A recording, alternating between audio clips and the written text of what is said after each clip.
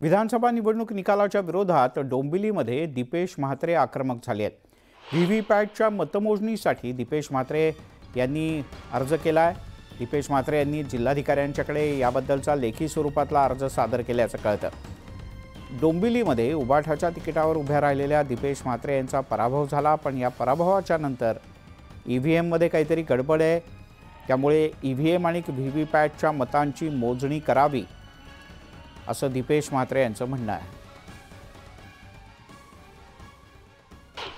हा मशीन व्हीव्हीपॅटच्या मोजण्यासाठी आज कलेक्टर साहेबांकडे मी अर्ज दिलेला आहे आणि त्याच्यासाठी जी रक्कम भरावी लागते 4,72,000 रुपये ती देखील आज मी भरलेली आहे आणि 2 आठवड्यामध्ये व्हीव्हीपॅट मोजण्याची तारीख आणि व्हीव्हीपॅट मोजण्याचं ठिकाण कलेक्टर ऑफिसकडून मिळणार आणि आम्ही ती मोजणी करणार आहोत।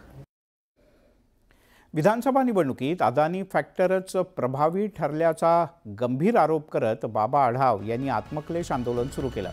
पुण्यातल्या महात्मा फुले वाड्याच्या इथे हे 3 दिवसांचं आंदोलन उपोषण सुरू झालंय। ईव्हीएममध्ये काहीतरी गडबड झाल्याची विरोधकांची शंका रास्त असून निवडणूक आयोगानं त्याची चौकशी करावी अशी मागणी त्यांनी केली आहे। इकडे मुंबईत ईव्हीएमच्या समर्थनासाठी आंदोलन करण्यात आलं। सरभ खोत, गोपीचंद पडळकर हे आंदोलनात सहभागी झाले होते। मुंबईतल्या महात्मा गांधीजींच्या पुतळ्याजवळ हे आंदोलन करण्यात आलं।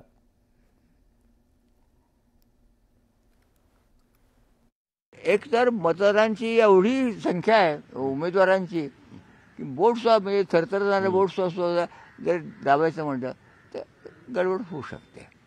आता त्याच्यात गडबड गेली की नाही तर शोधण्याचा प्रकार आहे। माझं म्हणणं आहे की विरोधी पक्षांनी आरोप करण्याच्या बरोबर जरा तांत्रिक जरा दृष्ट्या पुरावे द्यावे, सिद्ध करण्याचा प्रयत्न करावा असं माझं म्हणणं आहे।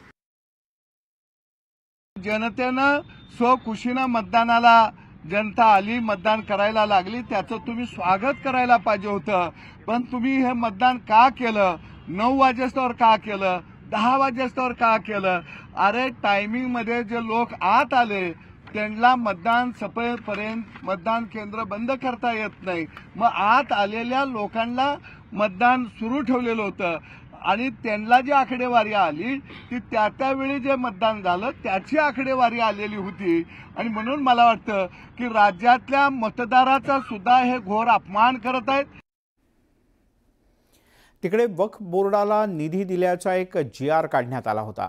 ही प्रशासकीय पातळीवरची चूक असून राज्यात काळजीवाहू सरकार असताना अधिकाऱ्यांना असा परस्पर आदेश काढता येत नाही, कोणताही धोरणात्मक निर्णय घेता येत नाही।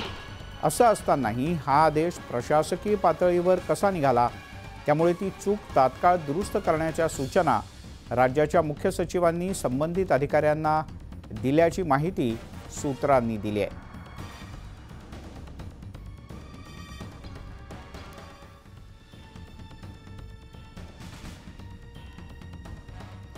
दरम्यान देवेंद्र फडणवीस यांनी एक ट्विट केले। राज्यात काळजीवाहू सरकार असताना वक्फ बोर्डाला निधी देण्यासंदर्भात प्रशासनानं GR काढण्याचा प्रकार योग्य नाही।